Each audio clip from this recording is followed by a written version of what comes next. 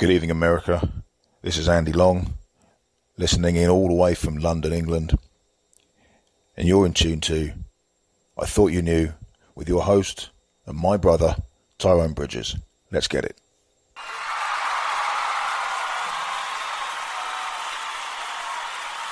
Ladies and gentlemen, welcome to I Thought Y'all Knew. I am your host, Tyrone Bridges. Let's get it. Good evening, ladies and gentlemen. We would like to welcome you. We want you to sit back and relax your mind while we express the way we feel this evening. We hope that our musical vibrations leave an everlasting experience with you. When you leave this evening, go out and spread the word.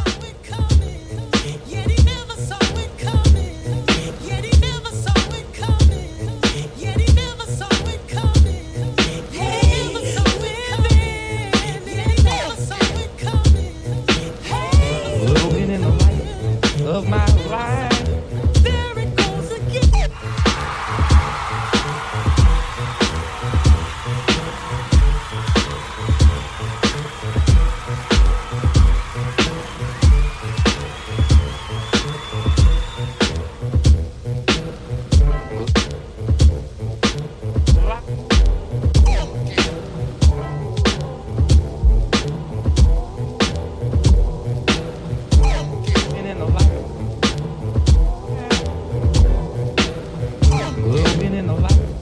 Of my life,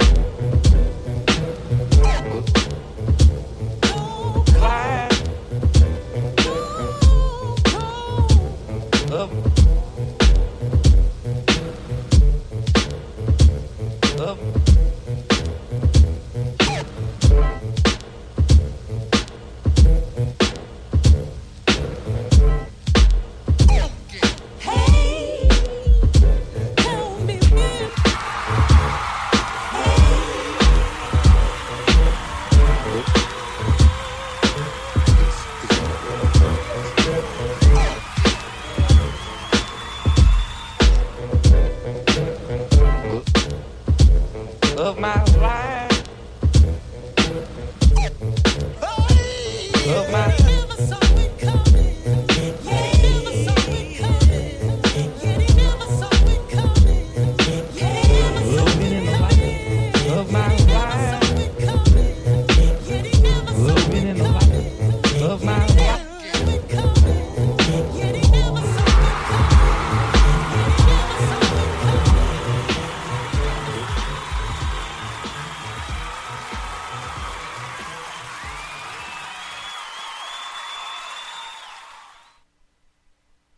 This is Tyrone Bridges, What I Thought You Knew. I'm live here with Senator Jeff Irwin here.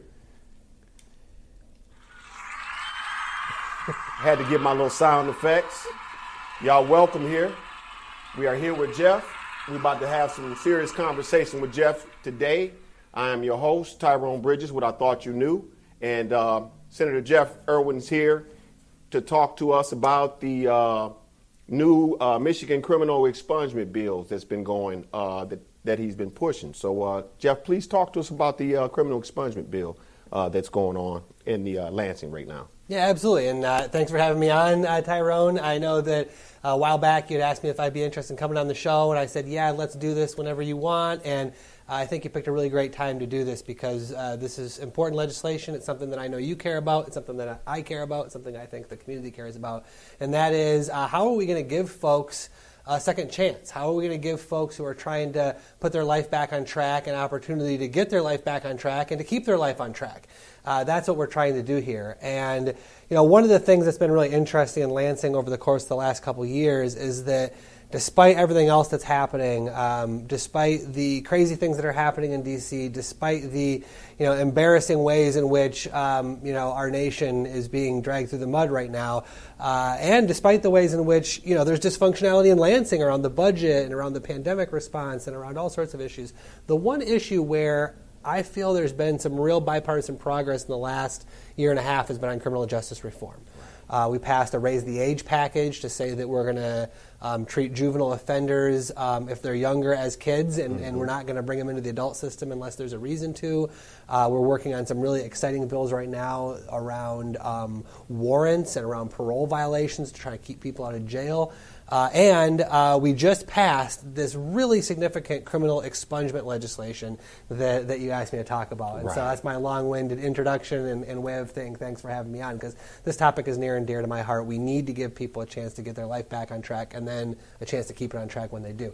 So here's what we did. A number of bills were introduced in the House, and these bills were introduced under the name the Clean Slate Package. So if you go online and you look up the Clean Slate Package in Michigan, you'll see some coverage of that.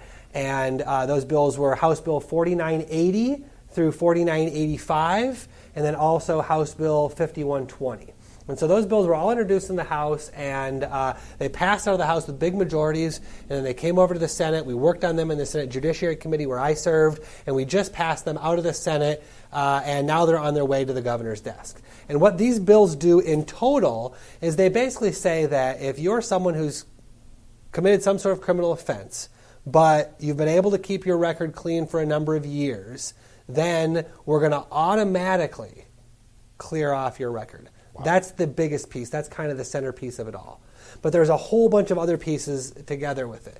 And so let me get a little bit more into that one. What House Bill 4980 basically says is that if, once again, you get your life back on track, you stay out of trouble for 7 years for a misdemeanor or 10 years for a felony, that's going to be automatically wiped off your record, as long as the offense isn't an assaultive offense. We're not talking about any rape or murder, anything that has a long sentence like that. And nothing assaultive at all is included. And also the drunk driving offenses are also excluded from that automatic expungement piece. Now, the reason why we did it that way as a legislature is built on the success of other states that have done this and been successful. Also built on the idea that we know from research that sometimes people do make mistakes, but what we know is that when they make a mistake, they get a criminal record, if they actually stay out of trouble for 10 years, they're less likely to reoffend than someone who's never committed an offense in the first place. The other thing we know from research done right here at the University of Michigan is that of the hundreds of thousands of people, over 1 million people here in the state of Michigan who are eligible to get their record cleared, only 6.5% of them actually do so. Right? And why is that? Well, it's because it's expensive. It's uncertain. You got to go through a bunch of process at the court. There's paperwork. There's costs. And, so folks who are trying to get back on track, like I said, oftentimes don't even take advantage of the expungement that's available to them because of the cost and because of the uncertainty and because, they're already struggling to navigate through the systems of the bureaucracy. And here's this one more hurdle. So what we said with this Clean Slate legislation is let's take for the folks who've done great, who've got 10 years in, no problems, let's just take care of that automatically. There's two benefits to that. One, I think I've already explained the benefit to the individual who has the record, but also that's a ton of paperwork for our courts to handle. And one of the additional reasons why I was fighting for this automatic piece and to keep that in there was because we don't want to have our court personnel spending their time running through reams and reams of paperwork that those poor citizens just spent time and money preparing when with these petty low-level offenses, nonviolent offenses, let's just take care of them on the back end with a computer solution. And so that's what we're going to do. At the risk of going on too long, let me explain the rest of the package and kind of try to explain what else we added to the mix here in my office. So in addition to that Clean Slate piece in House Bill 4980, there's a number of other bills, as I mentioned, in the package. What these other bills do are, one, it says that if you have a cannabis-related crime here in the state of Michigan for use or possession, that's going to be automatically expunged as well, regardless of how many years it's been. So we're talking about the lowest level cannabis-related crimes, and what the legislature basically said is, look, cannabis is now legal. We've got 235,000 people in Michigan who have a record for cannabis use or possession. We're just going to blow those away and get rid of them. And so that's going to be a positive step for those folks. Now, there's another 25,000 folks or so in Michigan who still have a record for possession with intent to deliver for marijuana or have manufacturing marijuana charge on their record. The bill that is specific to cannabis doesn't affect any of those crimes, but the Clean Slate bill does relate to those. So if you know someone who has an older delivery charge for marijuana or an older delivery charge for another drug, if they've stayed out of trouble for 10 years, that's going to go away, even if it's a felony. In addition, we passed another bill, House Bill 4985, which was led by my friend Representative Sherry Gay Dagnogo out of the city of Detroit. Her bill is a bill that we call One Bad Night. And so the idea with this bill is that if you commit a number of felonies all as a part of one action, it counts as one. And this makes me realize I should take a step back and explain something else about this whole process I should have started with, which is that in the beginning when we started working on this expungement legislation, part of the reason to do it was everything I said before about second chances. The other reason is that Michigan actually had one of the most restrictive expungement and set-aside laws in the nation.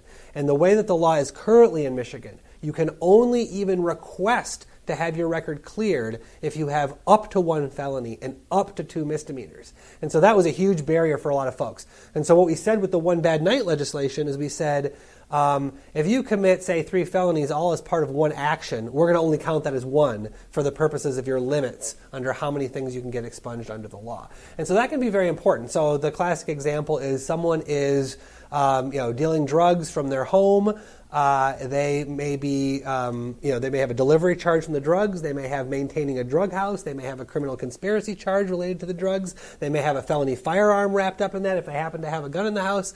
And so right there, you could have 4 felonies all from essentially one, drug transaction. And so what we said with those is let's count those as one for the purposes of determining how many offenses that one individual may or may not have.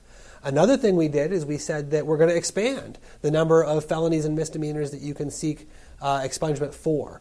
And we expanded those numbers. And it's a little bit complicated because it depends on what sort of class your crime is in. But the way it generally works now, if the governor signs this legislation, is that you're going to be able to commit up to a couple felonies and still be able to request that your record be expunged. And if you commit a felony that is maybe a drug crime, but then also over here maybe an embezzlement, those aren't going to count against each other because they're in different classes. And then, so that's essentially a broad overview of what these 5 bills did in total. And these 5 bills are probably going to affect maybe up to 1 million people. These bills are on their way to the governor's desk. I expect that she's going to sign them. And the process going forward is going to be that individuals who want to apply for a set-aside of their record or an expungement and want to apply under the expanded opportunities provided in these proposals can do so immediately as soon as the governor signs it. However, the automatic piece is probably going to take maybe up to 2 years for it to fully get into place. First, the legislature has to appropriate funds in the next budget to pay for the coding and the programmers and the database work to get it done, and then it has to actually be done. And that process of doing it and getting the funding in place, is probably going to take 6 months to a year, and then actually, doing it is going to take some time as well. And so, I've been telling folks, a good rule of thumb might be 2 years for the automatic, but I'm also trying to be, not too optimistic about the timeline, but also not give folks a sense of, that it's going to happen immediately when it's really not. Senator Irwin, please tell us the difference between set-aside of your conviction and expungement. Oftentimes what happens is that people will use the term expungement and the term set-aside interchangeably. And I just want to take pains to explain that there is technically a difference. So some states have an expungement statute. Michigan doesn't actually have an expungement statute. Michigan has a set-aside statute. And what that means, the distinction is that expungement implies that the record is actually obliterated and that it's gone forever. That's not actually what we do in Michigan. In Michigan, we set aside criminal records, which means that they are made non-public. And so the relevance of that is that that record is still there if you reoffend. So say, for instance, you commit a new crime, the prosecutor is going to see that you had that old expunged crime there. Also, for certain jobs, if you try to go get a job at the FBI, for instance, they're going to be able to see that. If you try to get a job with state police, they're going to be able to see that. So law enforcement still has access to the non-public record in those cases. One other piece I really want to add before getting into your questions, Tyrone, is that one of the things that happened is when this legislation started moving, I did a couple of things. One, even before the legislation started moving, I introduced legislation on criminal expungements in Michigan, Senate Bill 416, related to the cannabis issue. As you may know, I was involved in the campaign to legalize back when I was a state representative. I introduced legislation to legalize. I think we need to end the war on drugs. I think that's the most important thing we need to do to restore right relations between the police and the people. But putting that aside for a second, when I got to Lansing, I introduced legislation to say that if you've committed a crime related to cannabis and that is now legal activity in the state of Michigan, your record should be automatically expunged. You shouldn't have to file paperwork or hire an attorney or do anything. Now that the people have spoken, let's finish the unfinished work of Proposal 1 from 2018 and just provide exoneration for folks who have a cannabis-related crime. Now, what happened was, in the legislation that was actually passed, House Bill 4982, the relief that the legislature provided, the specific and immediate relief that the legislature provided, was really only for those lower-level cannabis crimes, simple possession and use. The folks who maybe have a possession with intent to deliver are going to have to wait longer and seek relief under the Clean Slate package or otherwise apply for expungement under the expanded opportunities to apply. But my personal feeling was, even at the start of last year, we could go further. And so we're going to continue that fight. Another piece of it that I was more successful on was that I benefit from having the best constituents in the state. And so what happened was when that Clean Slate bill started coming forward, I had some youth justice advocates here locally come up to me and they said, Senator Irwin, what's going to happen is if we pass these Clean Slate bills, which we should pass, if we're done with this, it'll have been better to commit your crime when you're 18 than when you're 16, because the whole juvenile system, the whole juvenile system of adjudications is completely different than the adult system of convictions. So none of these bills do anything to affect juvenile justice. Let's have a clean slate for kids bill. And so that's what I did in the Senate. I introduced Senate Bill 681. I worked with a Republican colleague, Senator Lucida, the chair of the Judiciary Committee, to introduce the companion legislation, Senate Bill 682, and we passed those bills out of the Senate. And those bills are on the way to the House, and they're bills. They were Senate bills, so they have to go through the committee process in the House. But I'm hopeful that those bills will make it to the governor's office as well, because once again, what we're trying to do with Senate Bill 681 and 682 is say the same sort of idea should apply to kids, which is that if you make a mistake when you're young, but you make every effort to get yourself back on track, that your record should be cleared if you show success with that. And so very, very similar to the adult Clean Slate package, what we say in the Clean Slate for kids is that if you turn 18 and you go 2 more years and you haven't committed any new offenses and the offense you originally committed was a lower level offense, we're just going to automatically wipe those away. And so I'm really excited about that. I mean, one of the things that doesn't happen very often in Lansing is a member of the minority passing a bill. And if you get a highway naming bill or something like that, that's kind of nice. But to get a bill that actually could affect the lives of thousands of young people here in the state and help people, help people with jobs, help people with housing, help people with educational opportunities, that's huge to me. That's why I do this work, right? That's why I got involved in public service. And so just to put a cap on this long monologue, when people have a criminal record, it holds them back when they apply for a job. It holds them back when they try to get support to get an education or advanced training. Sometimes it means that they can be denied housing. And but what we also know is that if people have housing and people have jobs, they don't reoffend. That's right. And so what we need to do is we need to bridge that gap, and we need to make it so that folks have every opportunity. Folks who are trying to like I said at the very beginning, get on track and stay on track, are able to do that, and that we help them. That's wonderful. It's a lot of people, a lot of older people right now. I'm 51, and I consider myself an older guy. It's a lot of older people that have felonies on their records that's 60, 65, 70, and they want a fresh start. And I think this is a big thing that you guys are doing right now at the state level. It's removing major stumbling blocks out of people's lives so they can actually see. Like right now, it was hard for me to find a job when I first came out. And I just said, I got to get out there and get involved and get in the community and do some things, and positive things kind of like led my way. One big thing that we need to really focus on when everything get going with the bill is find some type of way that we could bring more truck driving training in Washtenaw County, because a lot of these young men and young women out here now, that is a lucrative business to get in the truck drive and get your CDLs.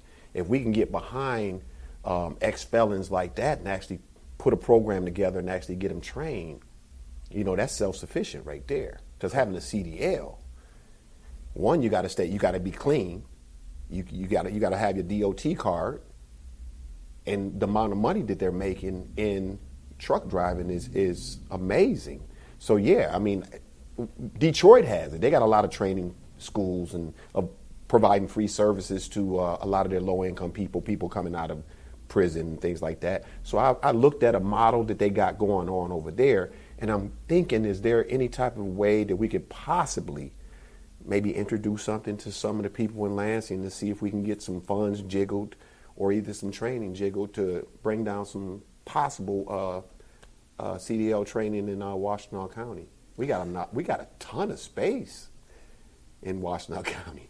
Yeah, so I mean, the answer to is there an opportunity to put together a great plan to serve the people better here in Washtenaw County with respect to training opportunities? Yeah, absolutely. There's always an opportunity, and I'm eager to work with you and others on that. I would say that the first step would be to look at where would this happen, and where's the inflow, and where are people going now, and is this the highest and best use of those training dollars? And I don't really know the answer to that off the top of my head, but what I can tell you is that yes, with respect to trust driving, yes, with respect to the trades, yes, with respect to some of the amazing programs that they got over at Washtenaw right now with automobiles, with AI, everything from just like fixing your broken down car to like building the cars of the future. Right. That's what we got to plug people into, and working with partners like Washtenaw and Michigan Works and others.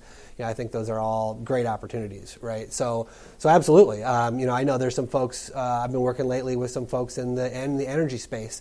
I know they need solar installers. I know that's a growing industry right now. I hear from the utilities all the time saying, "I need line workers." We're ready to pay these people solid incomes. Wow. What we needed is to get folks into these training programs. Help me find them. And so there are opportunities around Washtenaw County. There are opportunities here in Michigan, and we need to constantly do a better job of plugging our folks here in Washtenaw County into those. And I'd definitely like to get the word out there on the show about the opportunities out there, because a lot of people don't benefit. I mean, they actually don't get a chance to go and benefit from some of the services that are at Michigan Works, or even some of the programs that DHS have available to help. A lot of people don't, a lot of people aren't comfortable with getting that help. So our organization, our show is basically trying to get more information out there to the public for those who don't want to go out there and get it, or for those who just, maybe don't even have the knowledge to even go out there and seek it.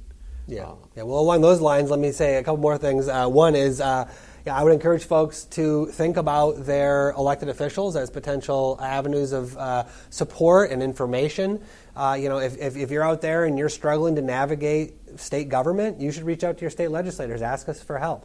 We've been helping a lot of people with unemployment this year. I know that's been a tremendous struggle for a lot of folks. Right. But there's constantly issues coming up in state government with folks who are struggling with this bureaucracy or that bureaucracy, whether it's, I can't get my professional license reapproved and there's some sort of, problem with the paperwork, all the way down to, for some reason, my benefits aren't showing up and I'm desperate and I need help. We do that kind of thing in the office. We're happy to try to look under rocks and try to help support people in the community. So if you've got questions, think of your elected officials as a resource, not just at the state level, but also at the local level, right? There's a lot of amazing folks in Washtenaw County government and in our cities and townships, and these folks are here to help, and for the most part, they want to help and they want to hear from you. Oh, yeah. I tell people all the time, please tell me what you know, because if I don't know what you know, then I don't know it, right? And that helps me do my job. You're helping me do my job. So don't feel like you're annoying us. Really, what it is this is what we're supposed to be here for, is to answer these types of questions and to help people navigate these systems. Great. And to publicly acknowledge Senator Jeff Irwin for the beautiful letter that you wrote requesting pardon for me to the governor. I really appreciate it. I want to thank you on the show myself. I really appreciate it. When I brought the problem to your attention, you listened to me, and that's the first thing I needed. You and Yusef Robbie listened to me with the whole thing about getting my life back on the right track and trying to help other people too. But, I've been struggling for 30-some years trying to get my life back on the right track and get me a pardon or my record clean. I've been out here doing work and constantly, I'm going to always do work, but I want to do more work. I want to be able to do more work and help other people like myself that's trying to turn their life around and get their life on the right track, and then even reach down to help some of these kids in the community, because we need people like myself, not necessarily people, elected officials, but y'all need to allow us to be out there in the streets and help these youth and turn them, show them, look, hey, you could do wrong, but we can show you the right thing.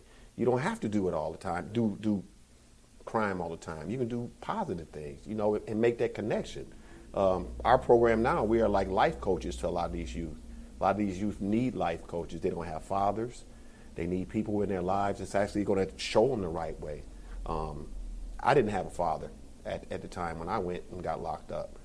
If I'd had that father figure right then and there, I wouldn't have went down that road. I had my mother, and she was raising 6 kids. So it's a lot of people are going to benefit from this bill. A lot of people are going to benefit from this interview, seeing that, we got people like you up at the House, up at the state level, trying to make things happen and working with senators and representatives together, and, Republicans and Democrats working together to try to get things to, change things.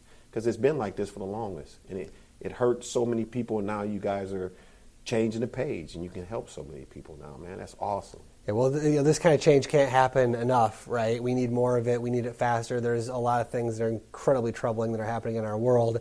But it is important, I think, for each of us to sort of, get to work on our piece. And right. So,